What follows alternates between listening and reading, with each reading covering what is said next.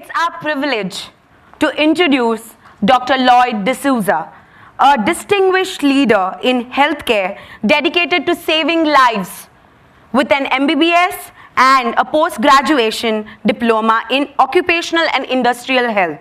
He brings 25 years of dynamic experience in medical research. So without any further ado, we would love to call him on the stage for sharing his valuable lessons on saving lives. Over to you. Over to you. Good afternoon. Thank you so much. Thank you so much. Good afternoon, Toastmasters. Any post-meal lethargy, or are we charged enough to get going? We're charged enough? Okay, let's skip the activity part then, all right? All right, let's begin. Today, I'm not here to make you doctors. I'm not here to get you a nursing job, neither a job with the ambulance society. Remember, you all are the bridge. What does a bridge do? It has a takeoff, it has a landing. There is a patient in trouble taking off. There is a qualified doctor, an ambulance, or someone waiting to help.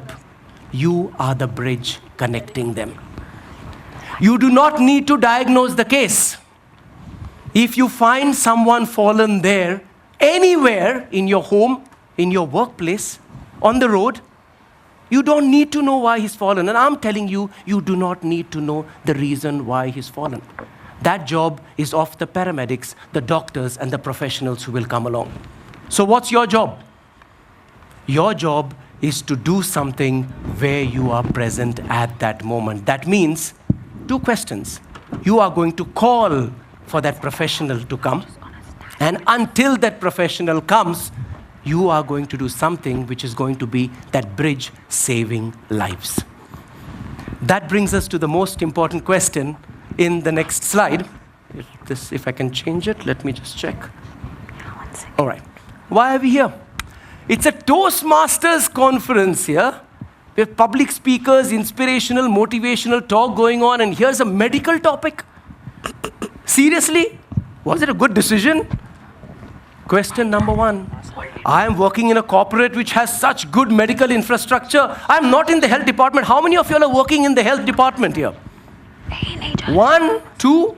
Seriously, why do we need to learn this? It's like forcing a doctor to learn something on graphics, right? Thank you. Question number 1, why are we having such a thing in Crescendo? Valid question.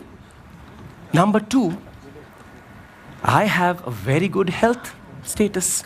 We have a corporate checkups, we have done a health checkups, we have done everything. Blood test done recently. I am healthy. What can go wrong? Precaution, safety is a priority. Nothing can go wrong in a company. So why the training?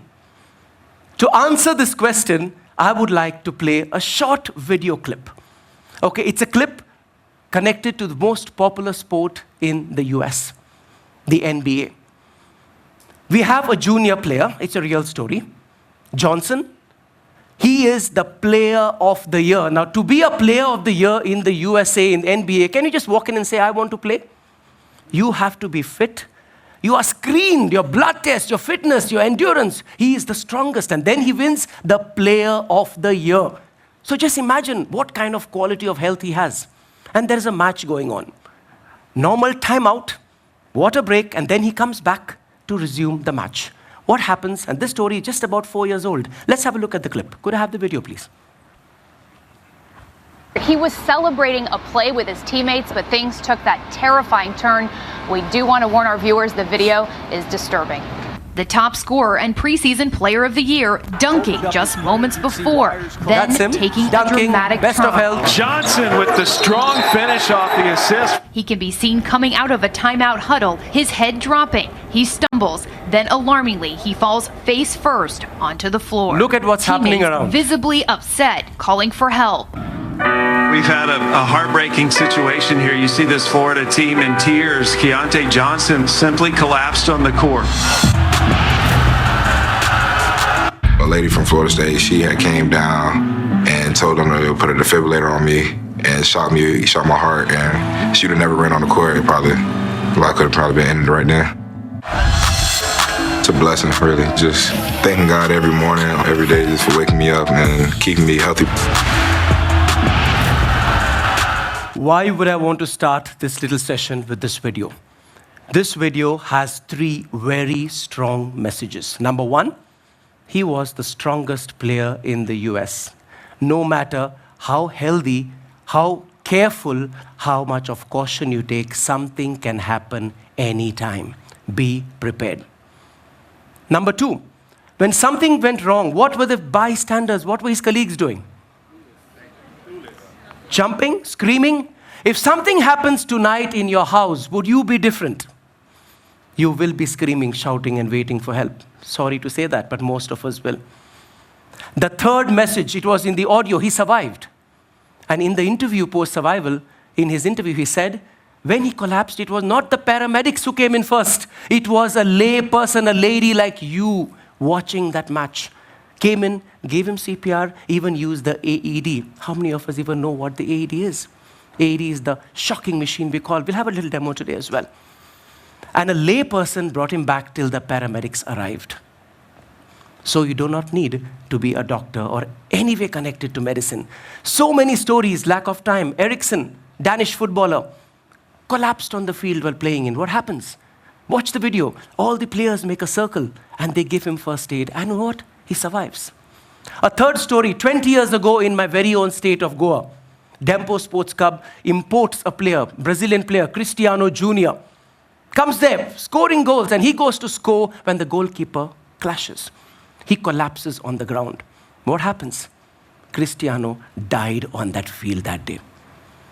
If a Johnson can survive in the US, if an Eriksson can survive in Denmark, why can't someone survive in India? That's what we're going to learn here today. The moral of, or rather the motive of this session today is in 30 minutes, we are going to speak about simple things. And I talk about simple things, a secret formula which probably some of you all may know, which can be used in any collapse that happens, no matter what the cause. It's as simple. So at the end of this session, someone tells you, hey, somebody had a heart attack, what to do? It is the same. Somebody's brought out of a pool, what to do? It is the same. An electric shock, a motor accident, name it. You will know what to do. It's as simple as that. So let's go in with our session. When you are trying to leave this venue today, and going home, you come across this on your street. What's your response? You don't need to answer. It's only for your sub-evaluation, conscious evaluation. What would you do? Number 1, oh, it's full day at Crescendo, it's tired, the family has been saying, where are you all day? I need to get back. How often have we said, oh, there are 10 people already, and we have just driven past without even stopping? Second answer, oh, you have stopped. Why? We are interested on, kiski galti thi re? We want sensation. The news people will be there telecasting live. There's a road accident. Who was drunk in Goa? Oh, he was drunk. Was he on the wrong side? Nobody's bothered. What did someone do to help? Third answer is what we're aiming for today. You're going to stop and help. You know why? Because you're going to know. Things come unexpectedly. Just after fun night, I had 2 emergencies overnight. One, a close friend collapsed last night at 1 o'clock in Goa, but over the phone, he survived. His wife and his son were there to help him. Simple first aid.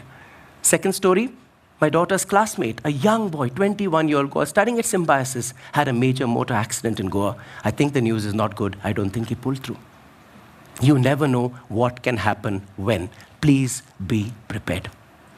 So let's come to first aid. When we come to first aid and help, what are the 3 principles of first aid? What is first aid? First aid is only the initial care that you're going to give till the professionals arrive. Your job is not diagnosing somebody's fallen. Why has he fallen? Heart attack, low pressure, low sugar, not your business. But someone is fallen there. Call for help, and what can you do? So when you are giving first aid to anyone, remember the 3 principles. Number 1, you're going to save lives, obviously, but the problem comes in the second one. Very often, we go to help, but knowingly and unknowingly, we end up making the situation worse. What do I mean? Let's take an example. This is my friend who I'm going for a walk with. Okay? Now, quick answers, all right? Let's compare this to a building, all right? So this is the pump, pumping the blood up to the transformer. For some reason, again, I told you, we're not bothered about the reasons here. For some reason, now he's feeling dizzy. Could be low pressure, could be low sugar, anything. Can anyone tell me which part of the body is not getting blood for him to feel dizzy? Agreed? Brain? So we have a strong pump here, like the 4 HP pump in your office, pumping blood up. And for some reason, we don't bother about the reason, the 4 HP pump has become half HP now. The blood is not able to climb up. So due to that, what happens? The person falls. Now, what happens? Watch this magic. The heart and the brain are at the same level. Would the brain be getting better blood now compared to this? Because now it's no gravity.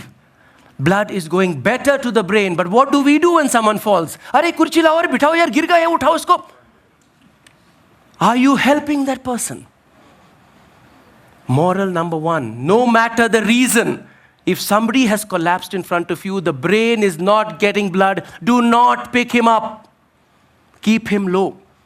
We can do something else to push more blood in the brain. Anyone can tell me?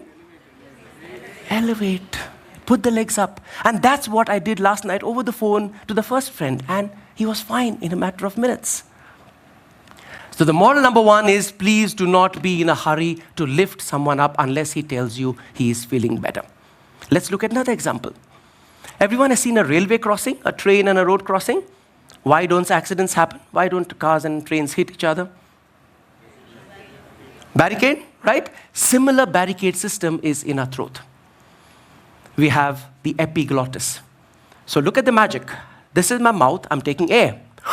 Where has the air gone? Lungs. Now in the same mouth, magic.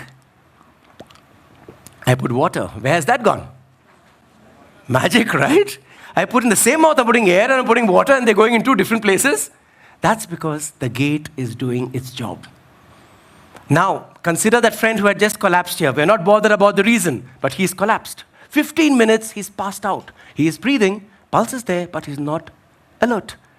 At that time, for 15 minutes, what's important for him? Is it important that he continues breathing, or is it important that he eats or drinks? Everyone agrees that breathing is more important in an unresponsive patient? So what happens to the gate? Anytime a patient is unresponsive, unconscious, could be a simple fainting, the gate of breathing remains open by default, like your default mobile setting. Tuck, stop the stomach, leave the breathing gate open. And then what do? Arey pani lao, arey pilao, pani pilao usko. I have seen this happening. We give water to people who have fainted. Where will that water go? Which gate is open? He had fainted just because of low sugar or some stress. You have created a pneumonia. And now he's probably going to die out of it.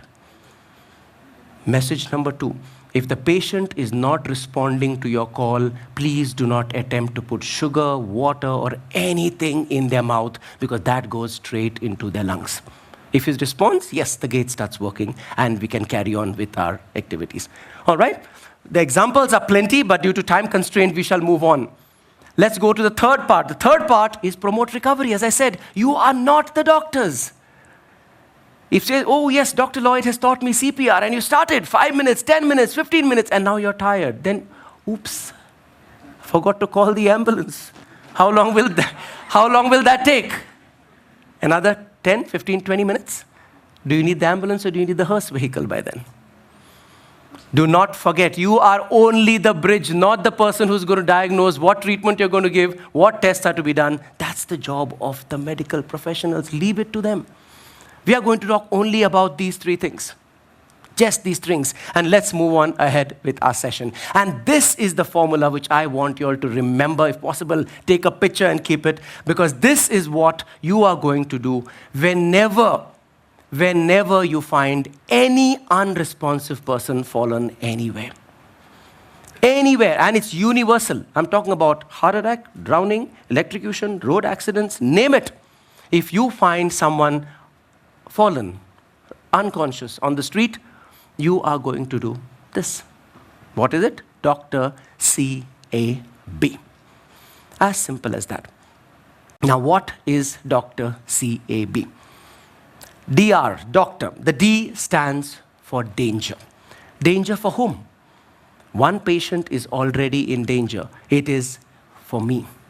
As a responder, I do not know to swim, but I'm seeing someone struggling in the pool. Would I jump to save him? That would make it 2. Right? I will ask someone, please help out. I know I can help, but I do not know to swim. Please bring him up. If you see a road accident on the middle of the street, please make sure the road is safe. You ask people to block the traffic before you can intervene in any form. Electrocuted person, you find someone stuck to the pole, use something dry or confirm there is no current before. You've seen your office colleague fallen in the office. There could have been water on the steps. You have run to save him and you'll end up slipping in the same area.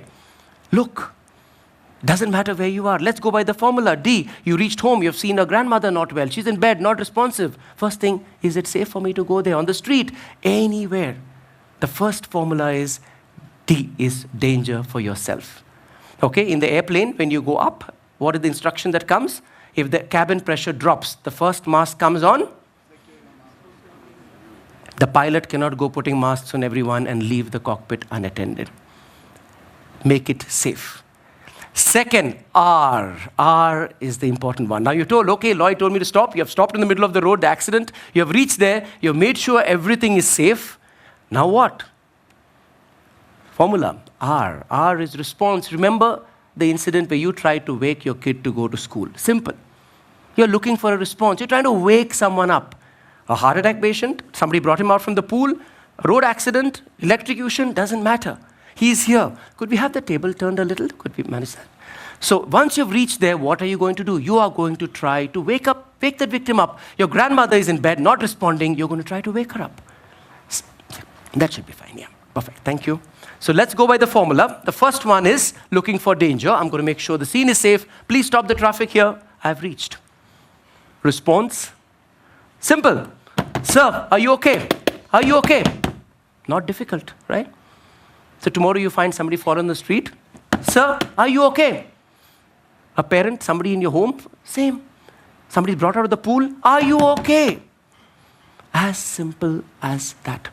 Okay, now here you will come across different responses. The first one, where he'll tell you, what to tell you, yeah, the dog came in the middle and I hit the dog and I'm fallen down. I think I've just hurt my leg. He's talking, or hand. He's speaking to you. That's not going to CPR here, all right? All right? Just because I'm talking about CPR doesn't mean you do it to everybody. Okay, all right? All right, so remember, anytime you hear a sound, you don't even need to check a pulse. Because to make a sound, a person has to be alive, right? So the first response is, he's going to talk to you. Done. What are you going to do? Basic first aid. Call for help. Done. Go little more serious. Second level now. Second level, you're going up. Sir, are you okay? Are you okay? He's responding, but very drowsy. He just goes, or just a flick of the eye. Now, this is getting a little more critical. Okay, something is not right. What are you going to do? Okay. At that time, you need to do his breathing because he's giving some kind of response. All you do is turn him to the side and keep him in the side. Why do we do this? Not to choke. Remember the default setting, what happens in people who lose drowsiness, who get drowsy? The gate opens. If he vomits, what happens? It will go back into his throat. All right, alcoholics, again, when they pass out, all you can do is actually turn them to the side. Any alcoholic who passes out, keep him on the side, never keep him on the back when they go to bed in the night. They can choke, they can vomit, they can aspirate, so many things can happen. Number 3 situation, you have tried to wake the person up, he's not responding. No, not getting up. Not happening. Now you're needing to know what to do. Is he fainted or is some serious coma situation here? Very easy. What you do, you give him pain. Pain, how do you do that? Very simple. Pinch his earlobe. Pinch his earlobe and try to look for any response that's happening around. And if you can feel any movement, all you need to do is turn him to the side. No need to do anything further. No CPR because you got some response. All right? And the fourth situation.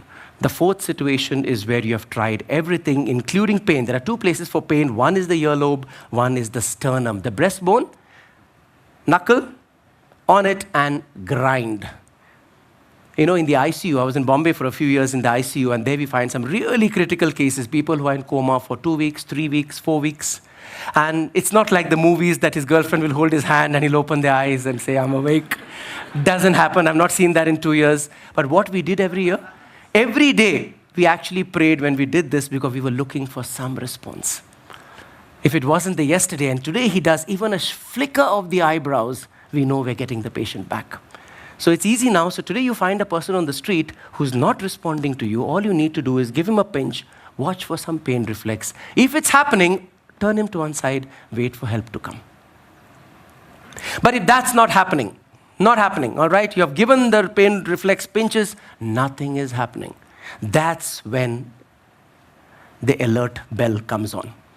There are 3 things you need to do. So remember so far what you need to do. In any emergency that comes up your line, first, look that it's safe for you. Number 2, just try to wake him up. It's so simple now. Any emergency, just try to wake him up. Not getting up, give him some pain. As simple as that. Now, no response to pain, that's when we do 3 important activities. And those 3 are, number 1, check for the heart. How do we check for the heartbeat? Check for a pulse. You know what a pulse is? Pulse is a wave. Every time the heart beats, a wave is created. Like when you put a stone into a bucket, the ripple effect, each beat. Where can the pulses be felt? Anyone? Radial, very good. Carotid, anywhere else? Yes, temporal, yeah, very good. Pulses can be felt everywhere. Because what is a pulse? Wherever the blood is going in the body is a pulse. But by choice, we prefer neck and wrist. Can anyone tell me why? Not medical question, logical question. Easy to access. You may be wearing a sari, a churidar, a suit, a blazer, shorts, t-shirt. Your neck and your wrist is usually open compared to the inguinal, popliteal, femoral. Okay, imagine somebody's collapsed and then you're trying to reach for the popliteal or the inguinal, right? I may need CPR after some time, right? Right? So that's what, because of ease. And between the two, between this one and this one, carotid is preferred. Anyone why? Closer to the heart. Now the pulse is very good, so you can feel it, but when your pulse is low, it's going to be weak. So let's do a simple exercise to check if each of you are alive today. All right, let's do it. How to check our pulse? We'll do a carotid check, all right? Just watch I'm doing, okay? We're going to use the 2 inner fingers, the pulp of the 2 fingers. Okay, now I'm doing my neck little extension. I'm placing it in the middle of my trachea. Please don't tell me you can feel a pulse. That's your breathing pipe. All right? All right, now from the trachea, I'm going to go sideways till I go into this gutter, tut. And now I'm going to push slightly inside. Tuck, tuck, tuck, tuck. Can you feel it? 2 fingers in the gutter by the side of this heart pipe. Any doubts, anybody? Everyone alive? All right? Easy. So get into the bone, push yourself into this gutter, push in. All right? Simple technique again on the arm as well. Put your hand out, 2 fingers on your wrist, on the side of your thumb. Now the thumb is coming down on the wrist, a little to the side, not center. Just push down. Can you feel? Any of these will tell me that the patient is alive. So it's so simple now. You want to check? Touch. Feel. All right? Always check. Now we are 2 of us. Now 2 of us, Swapnil and I, are going home today. And we find somebody fallen down. So I say, okay. Swapnil says, 2 of us. 2 is better than 1, right? So that's what. So what do you say? Swapnil says, Lloyd, you check one side. I'll check one side. So one of us can get... Is that good or bad? Why? The brain gets supply only from the 2 carotids. His supply is already compromised and we're already closing one to feel for the pulse. Please do not close or do not check this way. All right? It's always going to be 2 fingers and you're going to check in. All right? So first check the pulse. Now we know, okay, heart is beating or not. Number 2, check for breathing. How do we do that? The picture says it all. If I can see the chest rising, I don't need to do anything. If I cannot see it rising, what I will do, either I place my fingers in front of the ear or I put my pinna. This is the sensitive part. That's why we pinch here for pain. So we put this to the ear, to the nose, and I also look for chest expansion at the same time. Check for breathing. Third most important part, you are not the doctors. You have to shout and call for help because you're doing the bridge work till the professionals arrive. All right? So now, if you got the pulse and breathing, what we do? Again, just turn him to one side. If he's not responsive, you're done.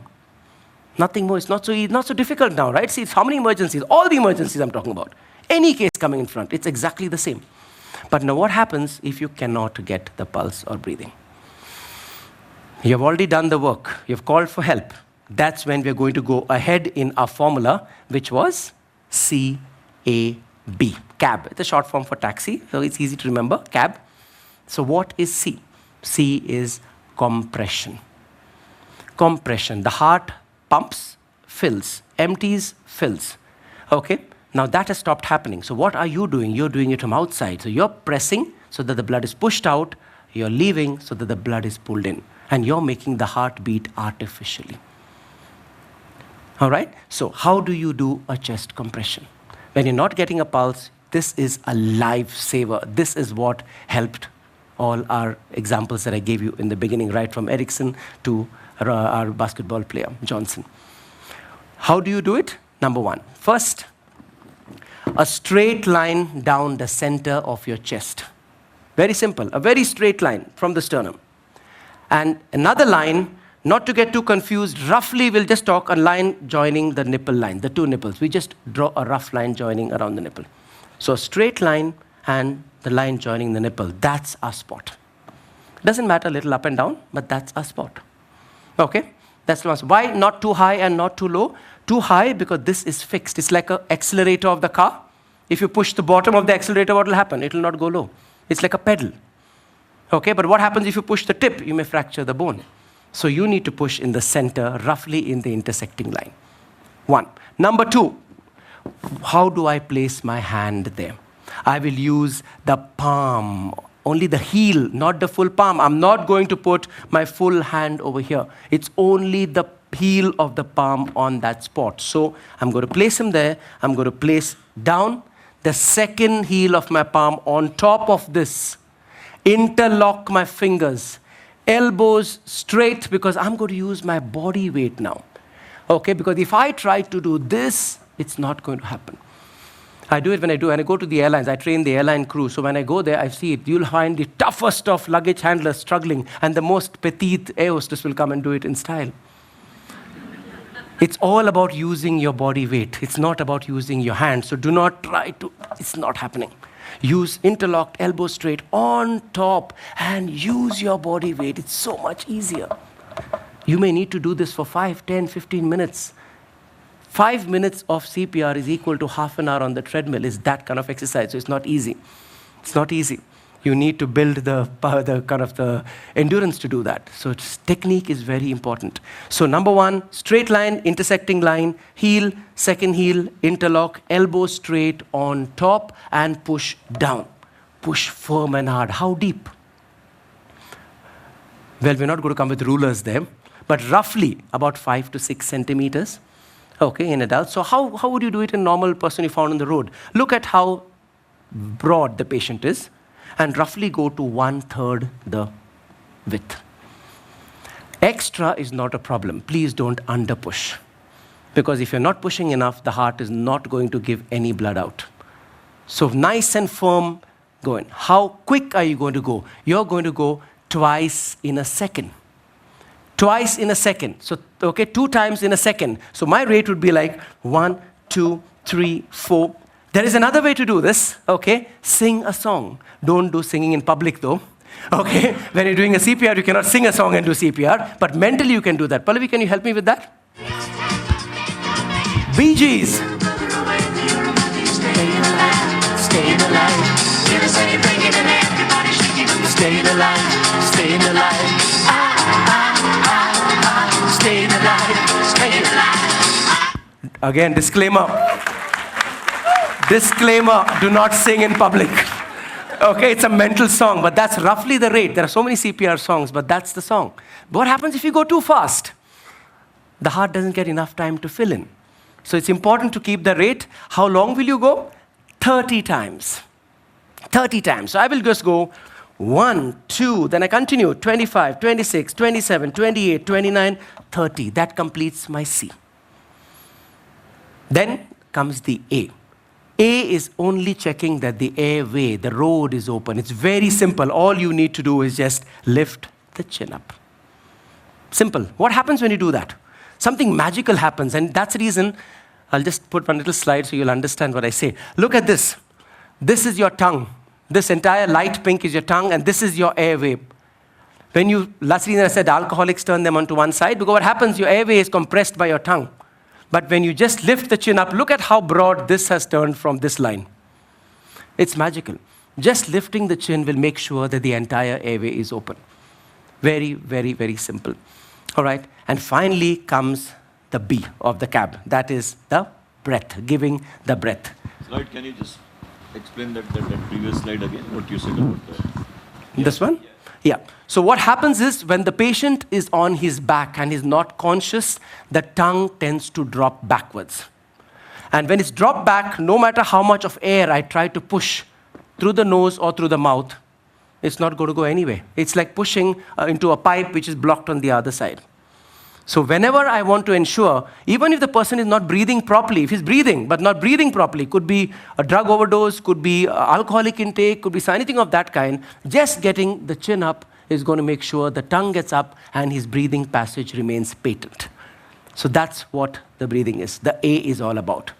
All right? And finally comes the B, okay, the breath part. And when you're ready to give the breath, there are two ways of doing it. One, we get something called CPR masks, which are simple plastic masks just to avoid not to touching your mouth. Otherwise, if you don't have anything, you're going to lift the chin, close the nostrils, because the air is going to go in from here and out from here otherwise. Close the nostrils, cup your mouth around, and 2 breaths, each over 1 second. If I'm going to go like this, and I don't know if you can see it there, but this is the chest rise. Completes 1 cycle. CAB. I'm back to my 30 compressions. So now any emergency, let's talk about 3 different situations. Here, there is a road accident. There is, say, a drowning case. And third is a heart attack in my home. Somebody has collapsed. My grandmother has collapsed. It's going to be exactly the same. First, I'm going to look for how safe it is. Second, I'm going to approach them and check for their response, whether they're responding or not. If they are, all I will do is just turn them to one side and call for help. Finished. It's nothing to worry about. It's so easy to help someone now. All right? But for any reason, if you're not getting any response, 3 things you're going to do. Check the pulse, check for breathing, and third, call for help. If you're not getting the pulse and breathing, you're going to come to CAB. C is 30 compressions. 30 compressions, about 1/3 the depth, twice in a second. After that, we're going to come to A. You're going to lift the chin, get ready for the breath, close the nostrils, and breathe out. At this point of time, may I remind you of something called COLS, which is the latest concept coming called compression-only life support. Very often, we have our hesitancy to touch our mouth to someone.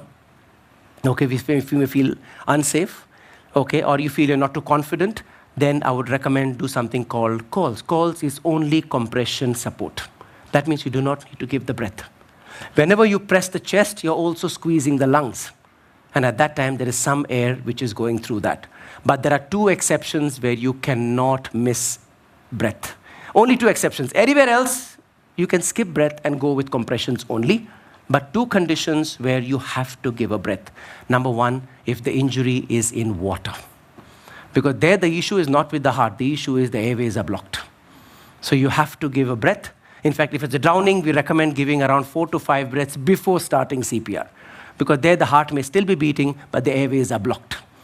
So if it's drowning, the only difference would be in drowning is give around 4 to 5 breaths and then start with CAB. Otherwise, every other injury or incident on the planet, it is absolutely the same. You do that, and then in that case, you just go with compression. You do not need to do anything more. Do not need to give a mouth-to-mouth if it's water. Second reason when you need to give a breath is if it is a child. Children usually don't get heart attacks. They get a cardiac arrest only when they're choking or something wrong with their lungs. So if you correct that, everything corrects. So if it's a child, all you need to do is make sure that CPR, that is Cardiopulmonary Resuscitation, is important, while here in adults, in dry, in your office, on the road, you can go with COLS. You never know how things change. And I'll tell you another story regarding my dad. How are we on time? We're good? 10 months, good. I'll tell you another story. This is another real story, okay? My dad, he is a physician as well. He came and told me, Lloyd, I'm getting chest pain. I said, okay, and we got a clinic, our own clinic, so many machines. Dad, ECG, come on, done, ECG done, perfectly normal. And then dad comes and says in 2 days, oh, Lloyd, no, I'm getting burning in my chest, yeah, whenever I walk. Okay, dad, ECG, normal. And I'm not kidding you, in that 2 weeks, I've done at least around 10 to 12 ECGs of my dad in our own clinic.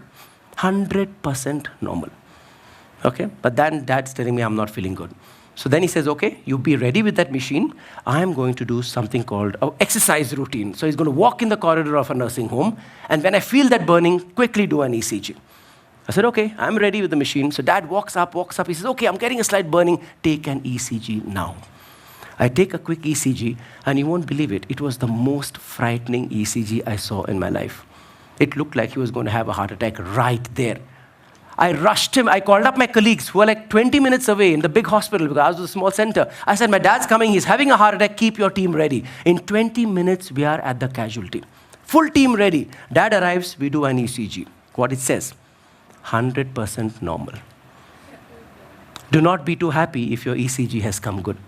As a doctor, I'll tell you, an ECG cannot tell you if you're going to have a heart attack tomorrow. Very often, we're happy, we have done our checks, and we say, oh, ECG normal. And next day, अरे कैसा doctor था यार, कल ही checkup किया, कल मर गया. Sometimes it happens. It's true, right? Very often you have done checkups and you feel what big hospital did a checkup and 3 days he had a heart attack. He couldn't even tell. After 26 years, I can't tell you if you're going to have a heart attack based on your ECG. What an ECG tells you. An ECG will only tell you if you're having a heart attack at that moment, if your blood supply to the heart is compromised at that moment, or you've already had something in the past. It cannot predict the future. So what was happening to my dad? At rest, after this incident happened, he was rushed. He was rushed where? Here, next door. We came to Pune. We were at Ruby Hall. Okay, we were at Ruby Hall and we did his angiography, 95% blocked. And he had to go for an emergency bypass and he was well after that. So what was happening? Why is the ECG not reliable? Because when you're resting ECG, when you're taking an ECG in the clinic, you're sleeping comfortably on that bed. So even if you have a 95% block, that 5% is enough for you when you're resting. All right. But when dad was walking, that's when the heart said, I need more blood. And when he was not getting that additional blood, that's when he started feeling symptoms. So the moral, why I'm telling you the story, the moral is, if tomorrow you're walking with your friend and someone says, I'm getting chest pain, what do we tend to do? Sometime I've reached home, that's the entrance to my house. I'll say, Harry, you're getting chest pain, come, I'm going to help you. No. That pain is a cry from the heart muscle to tell you, we cannot do any more work with that blood level. That means no matter where you are, make him stop. You're staying on the second floor, the ambulance is on the ground floor. Ambulance has come, but he's getting chest pain. Let's hold and walk him down the steps. No. Make him sit on a chair and lift the chair and take up, but do not make a person with chest pain walk even 5 steps if the pain is going on. Rest remains the same. He's getting chest pain. He's feeling lightheaded. What are you going to do? You're going to put him head low. Suddenly he stops becoming responsive. What are you going to do? Exactly what we did. So many emergencies come in, but daily things are very, very simple that we need to do. In a diabetic, okay, this is probably, I don't know how much time, but diabetic emergency. Let's talk one important thing, because this is daily things we're talking about. Very often we have people who are diabetic. It's so common nowadays amongst our family, amongst the workplace.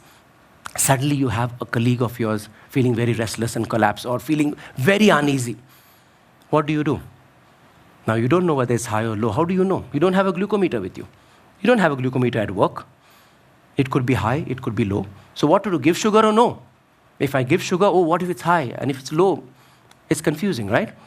So if you have a glucometer, it's very easy. You do the sugar check, you do the test. But if you are in an emergency where you are not sure and the patient is getting very restless, my recommendation is always to give sugar. Always give sugar. Why? You'll say, Dr. Lloyd, what about if it is already high? Okay, what happens? 2 reasons. 1, low sugar goes very quick. It progresses very, very quick, 80, 60, 40. And what happens? The minute you're below 50 or 40, the patient is going to go unconscious. What happens to the gate then? You have no way of giving sugar once the patient is unconscious. Compared to high, when you're talking about ketoacidosis and diabetic ketoacidosis, it doesn't happen in 5 minutes. You have a window which can go up to 1 hour, 1.5 hours. So what I would recommend, if you have a diabetic in your house and you don't have a machine, give them sugar. You'll see the magic. You'll see the magic. Most of the times it's low sugar. And you'll see the magic person who's almost looking like he's not going to survive will just get up and smile at you and say, what happened? What happened? He's fine. That kind of magic. Simple things like this. You have a bleeding, your hand is cut and somebody's hand is bleeding. What do? Compression. One is compression. Okay, why does the bleeding stop? Not because of your compression. The bleeding is not stopping because of your compression. You're only decreasing blood loss because of the compression. It's like putting a cap on a bottle. What is actually stopping the bleeding is a beautiful system in a body called the clotting mechanism. We have platelets, like a natural M-seal in a body. They're coming, they need 10 minutes, give them time. No matter where the bleeding is. You just give them time. So the pressure is only going to stop the blood loss, while our body does the magical job of healing within. Can we do something else that decreases bleeding? The opposite of fainting. Logic, right? When we wanted more blood, we kept that part below the heart. Now we don't want the blood to go quick. So what will we do? We raise that part above the heart. So today, anyone comes across a bleeding, no need to panic. Pressure, elevate. Leg cut, let it lie down, lift that part. As simple. See, treating the wound is not first aid. The 10 minutes that you're going to save lives is by controlling blood loss, make the heart beat. These are the things that are going to save lives. Let the professionals do their job later. There are so many stories, of course, with my entire speech, but I think on time. Should we take questions or how do you want me to? Yeah, I have a question. Yes, please. You said 30 compressions. Yes. Sorry. 30 compressions and then stop means what? 30 compressions a minute? No, 30 count, the count of 30. Yeah. The count of 30 is the C. Yeah. Then we go to the airway. Yeah. Then I close and I administer 2 breaths. Yeah. And I come back to the compression. Okay. It's a continuous cycle which will go on until when will we stop? When you get response? No book in the world has a time. No book. You'll not find any book in the world. In the ICU, we brought some back after 42 minutes. But of course, that is in the ICU setup with all the possible support. But in real life, personally, I think I've seen about 11 minutes with good results. Otherwise, I say average 7 to 10 minutes. But I would say don't give up unless, number one, the patient comes back, of course, no need to continue. Okay, I'm getting practice, let's go on. No, number one. Okay, number two, very important, if professionals come, but don't run away if you may need help, so stay around. Okay. Number three, if you have felt that the window is too long, if you have felt it's 10, 12 minutes, no.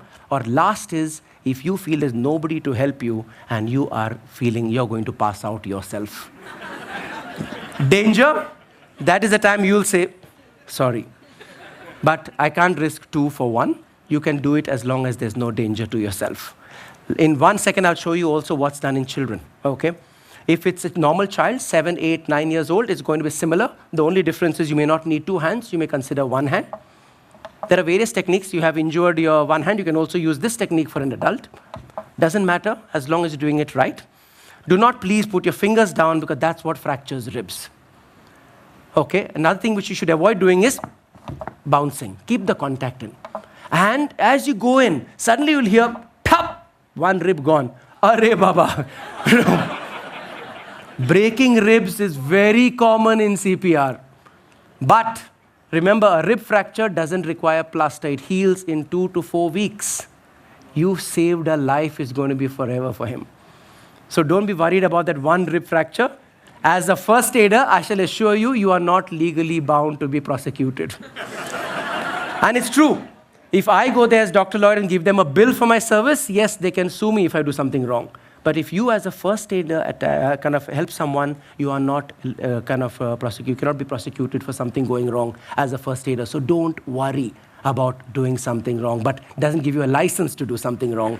I'll tell you, because I'll tell you incidents I've seen ambulance people pick up people with neck drops. I'll tell you things which are happening because of our negligence more than anything else. That's all. Final thing before ending up, I shall come to you 1 second because I want to show you this magical thing. I don't know how many people have seen an AED. Has anyone seen an AED? Okay. I'll tell you there are very few centers which have an AED. An AED is a magical machine. And why I call it magical? For 2 reasons. Number one is you do not need to know how to use it. If you're going to use your brains, the person is going to die. And I'm serious, because the machine talks to you. You have never seen it. It's going to tell you step by step what is to be done. And if by mistake you missed one step, it will not go ahead. It will not go ahead. You have not put the pad properly. It will say, put on that pad, put that pad, put that pad. You have not pressed it, no, put it down. It will keep telling you till you do that thing. You do something a little wrong, no problem. It is not going to be an issue. Let me tell you how this works. It's just going to take 30 seconds, okay?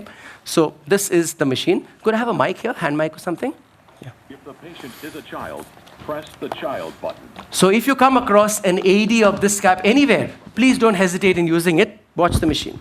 Remove packet and apply pads onto patient's bare skin. Apply pads on this bare skin. Now, Apply pads have as you seen shown an in the AED before? pictures. Okay, who has not seen? Have you seen one? Remove seen one? packet Okay, and can you apply see the pads sticker and tell onto me where this patient's comes? bare skin. On the drawing. Apply pads one. as shown. Press pads can you check firmly the second on one and tell skin. me? See, he's seeing it for the Apply first press time, pads but there's a firmly drawing on telling you skin. where it goes. So all you do is put the pads on. Do not touch the patient. Do not. Analyzing heart It's rhythm. checking the pulse for me. I don't need to bother to check. I'm not Do sure. not touch the I need to patient. give it a shock? Analyzing heart rhythm. Do I need a shock? Shock advised. Shock advised. Do not touch the patient. Not touching. Everyone clear. Clear. If somebody is giving CPR, I'll say clear. Press the flashing shock button. It will do everything but not give automatic Press the shock. Why? button now. Because someone may be touching the Press patient. the shock button So then now. I will just say clear. Shock delivered. Now what? Begin CPR. What rate?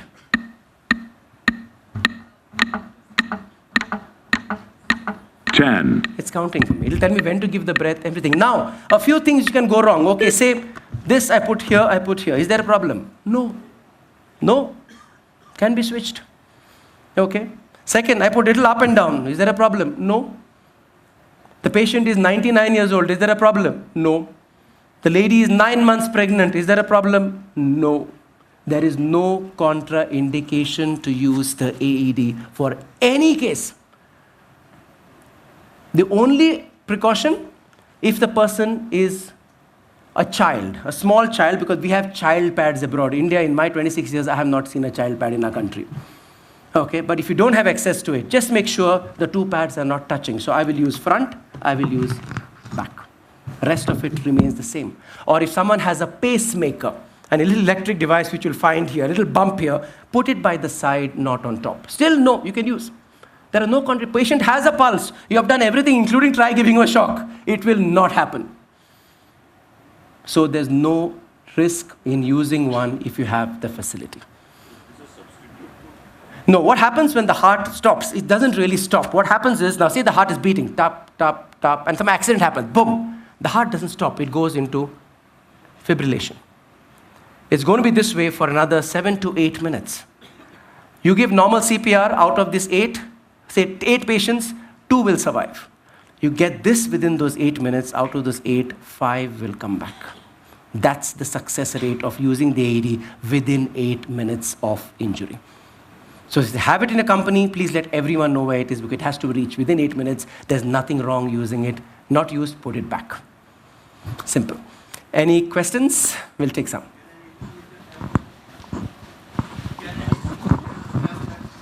The AED, if you have a good pocket, yes. because the reason why companies are not keeping it, because it's not very expensive, but a machine roughly costs about 2 to 2.5 lakhs. Yeah. Dr. Llyod, Yes. just one question where I got a confusion. Yes, please. At one point you said that the person should be lying down, and if he or she is responding, his leg should be raised so that Yes. the blood reaches the Yes, brain. yes. But at the other point you also said that if the person is kind of breathing, you just need to turn him around on one side. So out of these two, how to decide when to use what? A very good question, in fact. Now, what happens is the two are looking at two different parts of your system.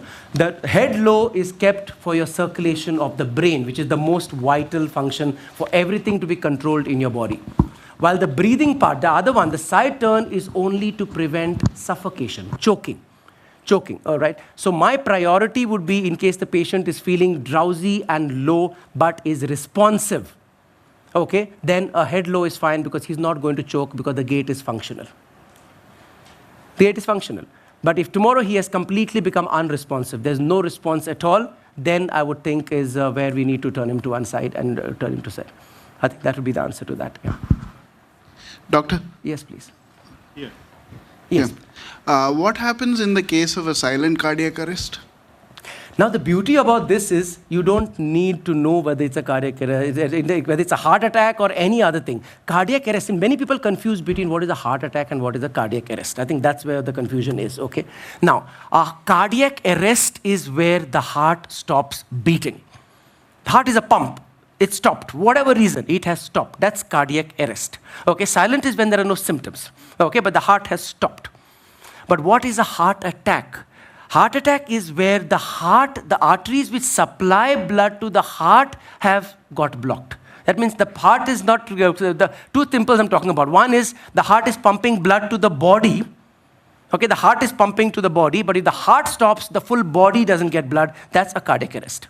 But in the heart attack, the heart is not getting its own blood supply while it is still beating. Cardiac arrest means heart stop. Heart attack doesn't mean the heart needs to be stopped. The heart could still be beating, but it's not getting in. But looking at a silent attack, say a person is suddenly getting a silent attack, what will happen? Same thing, he'll feel lightheaded, he'll feel breathless, and if it's silent, he may not even feel anything, he'll just collapse. So what are we going to do? Dr. CABD. Absolutely the same. It doesn't change. That's the beauty about this formula is, name the emergency, it's going to be exactly the same. Yes, please. Doctor Llyod. Chinmay. Dr. Llyod is an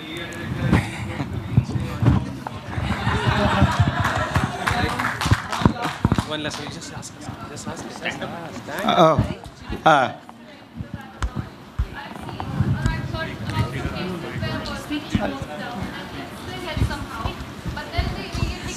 I can't do it, sorry. But then you hear the news of their death after 3 days. I've heard about cases like that. That something has happened after some time. Yes, 3 days. Okay. The patient passed away or had some problem? Passed away. Okay.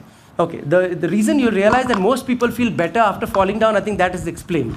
Have you got that? No matter the cause, every time you notice, whether it's low breakfast, low sugar, low whatever, after you're on the ground, the person gets up. Why does that happen? Because the heart and brain are at the same level. Okay, that. Now the second part is during the impact, there's something called concussion that happens, a vibration. Okay, there is a hard skull and a soft brain. When you hit, the brain bounces within. So that can sometimes cause an internal bleeding. It may be a small bleed which may not manifest immediately, but over 1 day, 2 days, if the bleeding becomes significant, it will compress a part of the brain. And that depends on which part of the brain, because each part is controlling something. If it's something on the back, occipital, which controls your breathing and all the main centers behind, that's enough to kill you even on the spot. So that means if that person wasn't feeling well, he would have required a CT scan or an MRI, ideally. That's what, yeah. Dr. Llyod, so I have one question related to a specific case that I have witnessed. How do we deal with an epileptic attack when we see one in front of us? Because in that case, the person is also shaking and not still. You know, the beauty about treating an epileptic is you do not need to touch him initially. And that's the wrong thing that many people do. What we try to do, wrong, is first we try to confine him. Please do not. Okay, number two, I've seen people trying to put spoons in their mouth, not to see tongue bites, to prevent tongue bites and something. We don't even recommend that anymore. All right. So what happens in an epileptic seizure? The seizure doesn't usually last more than 1 or 2 minutes. Usually it's a very short seizure. But two things happen. One is when he's actually having the seizure, he may end up hitting and getting more trauma. So what you would recommend as a first aider, loosen his shirt, loosen his belt, take off his shoes, take off any corner tables, anything around so that he's not hurting himself. Please do not put fingers in the mouth. I've had a doctor of mine who almost lost a finger. You know what? If your finger gets caught in a bite of an epileptic guy, you're not going to get it out. You may end up losing that finger. It's 3 or 4 tons of pressure in that bite. So please do not try to put anything in. And when you put a spoon in the mouth and he's going to shake, that is causing more injury than good. The second point of first aid, do not aggravate the situation. If he cuts his tongue, we will suture it later. But you do not cause additional trauma. But what happens after, that's important, because after the seizure, the person will be in deep sleep for 15 minutes, 20 minutes, half an hour sometimes, almost like a coma sleep. What's the risk there? He'll be like this. What happens? Please turn them to one side. There is no emergency to rush him to the hospital. Don't be in a hurry that, oh, I need to take him to hospital. You can take him to hospital after 4 hours. The seizure is going to stop in 2 minutes, and if he's going to come back to consciousness in half an hour.